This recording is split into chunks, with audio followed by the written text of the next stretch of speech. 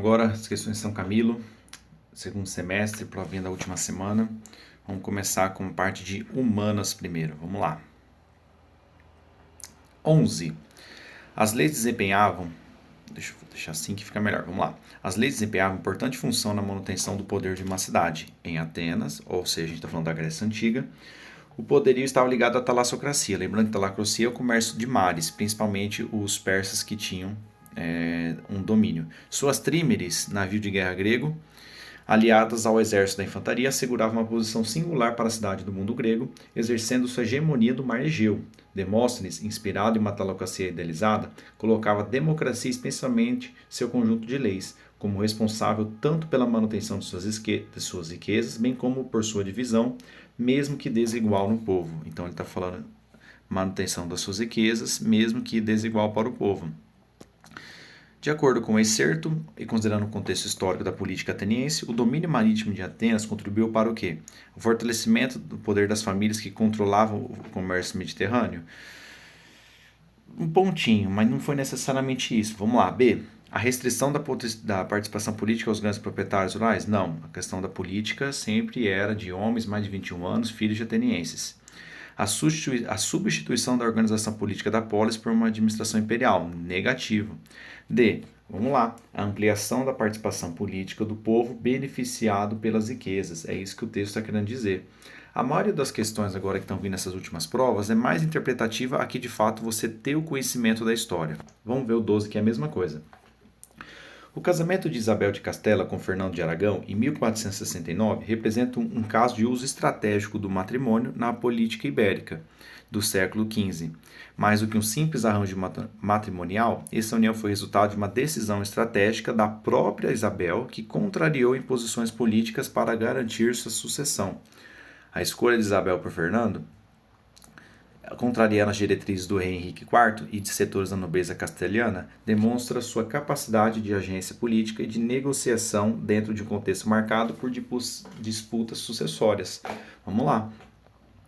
O excerto apresenta uma abordagem histórica sobre Isabel de Castela. Essa abordagem explica o casamento como manutenção de tradições familiares. Isso acontece muito, mas não foi isso que o texto quis dizer. Ele está falando do poder, como o poder de decisão da Isabel de Castela fez com que ela usou a questão estratégica para garantir algumas decisões maiores. Justifica a escolha da princesa como resultado de vínculos afetivos? Negativo, não era vínculo afetivo. Destaca a atuação política da princesa na condução de decisões dinásticas. Gente, muito simples a questão, é só analisar. Interpretação de texto pura. Vamos lá. Seguindo. Na década de 1990, um grupo de estudantes universitários e historiadores liderados por um arqueólogo resolveu recontar a história da Balaiada. Lembrando da Balaiada, que foi uma revolta regencial, uma revolta popular. Beleza? E lembra que aconteceu no Maranhão. Para isso, instalaram-se no Morro de Alecrim, na cidade de Caxias, numa província do Maranhão. Beleza. Eles trabalharam durante meses atrás de vestígios de conflito. O resultado nas buscas arqueológicas fez surgir o Memorial da Balaiada, num acervo de 350 peças. Restos de armamentos, balas de chumbo, projéteis, botões e fivelas dos militares, dos homens e mulheres que fizeram a revolta. Mencionado no texto, a revolta regencial. O texto não falou nada. Ele só quer que você lembre que é balaiada. Olha como o texto foi inútil. Vamos lá. Balaiada. Foi uma mobilização popular que buscou a tomada do governo provincial durante a crise regencial. Foi com certeza um movimento popular, só que não foi a questão da tomada do governo, beleza? B. Refletiu a insatisfação de camadas populares diante da disputa entre elites locais e de dificuldades sociais. Perfeito, essa aqui é a mais correta de todas. Alternativa B. Vamos lá. 14. Boa questão essa. Estadunidenses, majoritariamente sulistas, emigraram para o Texas ao longo das 3 primeiras décadas do século XIX. Esses colonos seguiam com seus escravizados, famílias e bens. Após a independência do México em 1821, e particularmente após a emancipação dos escravizados daquele país em 1824, o conflito entre imigrantes estadunidenses e mexicanos tornou-se latente, levando à guerra e à independência do Texas em 1836. No entanto, após a separação, o estado não foi integrado aos Estados Unidos. O Texas existiu durante cerca de 9 anos com um status indefinido, sendo reconhecido como uma república de estrela solitária, quem é familiarizado com o time do Dallas Cowboys de futebol americano, é uma estrela solitária, porque é o time do Texas. Uma república cujo reconhecimento o governo mexicano não referendava completamente na esperança da reintegração futura. Nos anos que se seguiram aos acontecimentos descritos nesse excerto, a situação política no Texas foi marcada pela, vamos lá, celebração de acordos diplomáticos com potências europeias interessadas em conter a expansão territorial dos Estados Unidos da América do Norte. Negativo. Vamos lá. A política do Texas foi marcada por formação de alianças militares entre colonos texanos e povo indígena locais? De forma alguma. Era disputa. Reintegração do território ao México por meio de acordos diplomáticos? De forma alguma. Quem anexou foi os Estados Unidos.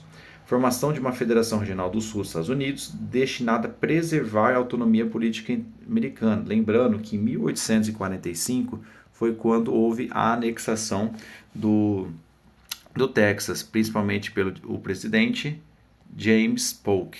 Beleza? Vamos lá. A anexação do território aos Estados Unidos, perfeito, o que contribuiu para o desencadeamento da guerra contra o México. Sim, essa guerra contra o México é a Guerra México-Americana, que aconteceu de 1846 a 48. Vamos lá.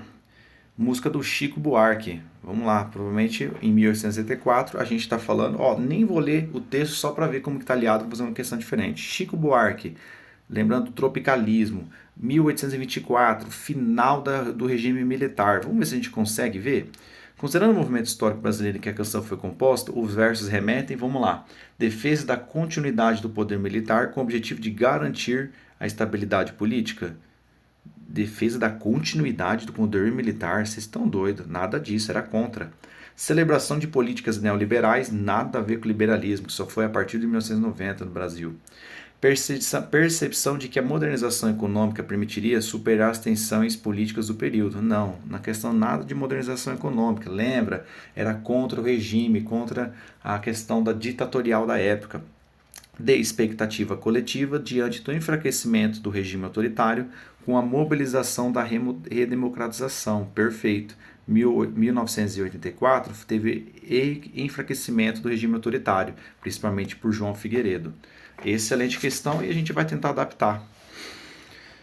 Bem-vindo a Davos, aqui mostrando nosso querido Donald Trump, colocando como de Davos, que é um lugar que é feito para a questão de acordos comerciais para tentar diminuir as taxas, ele já demonstrando a questão do poderio americano, norte-americano, com tarifas. Vamos lá. Em relação aos Estados Unidos, a chart representa ao protecionismo econômico. Aqui já está perfeito, vamos ver o resto. Que restringe o comércio internacional para atender ao interesse nacionalista. Realmente, ele não abaixa a questão das taxas americanas internacionais para manter a valorização nacional, que é o contrário daquilo que Davos gostaria, né, que acontece na Suíça. Gente, política de Big Stick, doutrina Monroe, América para os americanos, nada disso. Vamos lá. Essa questão é excelente. Até meados de 1978, poucos podiam imaginar uma revolução capaz de transformar profundamente o Irã. Mas em poucos meses, os protestos envolveram intelectuais, nacionalistas, secularistas e islamistas, no que ficou conhecido como Revolução Iraniana de 1979, uma revolução xiita, por mais que a maioria dos países árabes na época eram sempre sunitas. E é aqui que ele está mostrando também, nesse contexto, que Rollah Khomeini consolidou como símbolo da revolução e estabeleceu uma república islâmica. Tem que lembrar desse nome também importante. Khomeini era um ayatollah e tornou-se famoso crítico ferrenho ao Shah Reza Pahlavi, que foi deposto. Por isso chegou a ser preso e passou 15 anos no exílio antes de retornar ao Irã. Quando ele voltou ao Irã, em 1979, a revolução também passou a enquadrar reivindicações da população em termos religiosos, apesar de ser apoiada por diversos setores da sociedade. Considerando o contexto político apresentado no excerto, a Revolução Iraniana estabeleceu uma república com base, como eu falei, gente, xiita. Então essa aqui já é certo, porque não é sunita, não é sufista, muito menos persa ou shintoísta. E nesse caso ele rompeu a diplomacia com os Estados Unidos, iniciando uma das maiores questões de desavença entre ambos os países do Ocidente com o do Oriente. Vamos lá. Acesso às máquinas e equipamentos adaptados à realidade desse sistema agrícola tem transformado a rotina produtiva do campo. Tecnologias de pequeno porte compatíveis com diferentes escalas de produção e biomas ampliam a produtividade, reduzem custos operacionais e fortalecem a autonomia de agricultores e agricultoras de todo o país. No âmbito do Plano Safra 2025-26, o programa Mais Alimento registrou crescimento significativo na contratação de crédito para máquinas. Opa, importante falar isso, hein? Contratação de créditos para máquinas, equipamentos e implementos agrícolas, com o objetivo de fortalecer a agropecuária, a sustentabilidade e o aumento da produção de alimentos. O resultado indica a expansão de acesso a tecnologias apropriadas à realidade das unidades produtivas ligadas a esse sistema agrícola. Então, está falando da questão da realidade desses movimento desse sistema agrícola, incluindo equipamento para cultivo protegido, o que representa um crescimento de 153% das contratações. Gente, falou do plano de safra, falou do financiamento de crédito para conseguir máquinas e insumos agrícolas, a gente está falando da nossa querida agricultura familiar, uma cultura de pequeno porte, uma questão que é mais diversificada no nosso país. Não estamos falando da agricultura agropecuária, do agronegócio, por exemplo, que teve expansão no Cerrado, beleza? Muito bom, lembra? Tecnologia de pequeno porte. Vamos lá. Sistema agrícola mencionado no excerto e uma vantagem desse sistema. Vamos lá. Agronegócio? Não. Plantation? Nossa senhora, nunca. A agricultura familiar e o potencial para a geração de empregos e renda para as famílias rurais. Excelente questão. Vamos lá, nem precisa ler o teste no 19, vamos ver direto? Olha só, com base no excerto na imagem, o Planalto da Borborema integra a macrounidade dos Planaltos em, se a gente está falando do nosso querido Brasil, por mais que aqui a imagem aqui não é tão fidedigna aqui ao Brasil, temos que lembrar que, vamos fazer de novo o desenho que tá uma bosta. Aqui, aqui no nosso querido Brasil, temos que lembrar, ele tem uma leve divisão daquilo que ele é formalizado. Lembrando que aqui a gente tem, no final do nosso queridíssimo do América do Sul, temos os dobramentos modernos, principalmente pela Cordilheira dos Andes, beleza? As Cordilheiras dos Andes aqui. Boa. Se a gente está falando do Brasil, ele é distribuído entre principalmente maciços antigos, os escudos cristalinos, e também temos a parte sedimentar. Não é exatamente essa distribuição, mas é mais ou menos como é formado, por exemplo, o Planalto da Borborema, que ele é formado por escudos cristalinos, ou seja, alternativa B, núcleos cristalinos arqueados, nada de bacia sedimentar, muito menos cinturões orogênicos e unidades pedogenéticas. A questãozinha não é difícil, mas é muito interessante. Última da nossa querida geografia, vamos lá. A seleção brasileira de vôlei enfrentou a seleção do Marrocos no dia 13 de maio em Nova York, que o fuso horário é -4 de Greenwich, ou seja, é -4 horas. Nos Estados Unidos, o jogo iniciou às 18 horas do local. Considerando que o horário oficial do Marrocos está situado no fuso horário de 15 graus a leste, a transmissão do jogo do Marrocos ocorreu, vamos lá, o jogo aconteceu às 18 horas. Se aqui é -4, é -4 horas. Se é 15 horas a leste, o horário aqui é mais 1 hora de Greenwich. Aqui temos a diferença de 5 horas. Nesse caso, o jogo aconteceu 18 mais 5 às 23 horas no dia 13 de maio. Alternativa E. Muito simples a questão da gente analisar. De 15 em 15 graus, a gente adiciona ou diminui 1 hora, dependendo se o sentido é leste-oeste. Beleza? Gente, curta aí a página do canal, curta o vídeo aí que é muito interessante fazer. E no próximo vídeo a gente dá sequência com Biologia, Química e Física.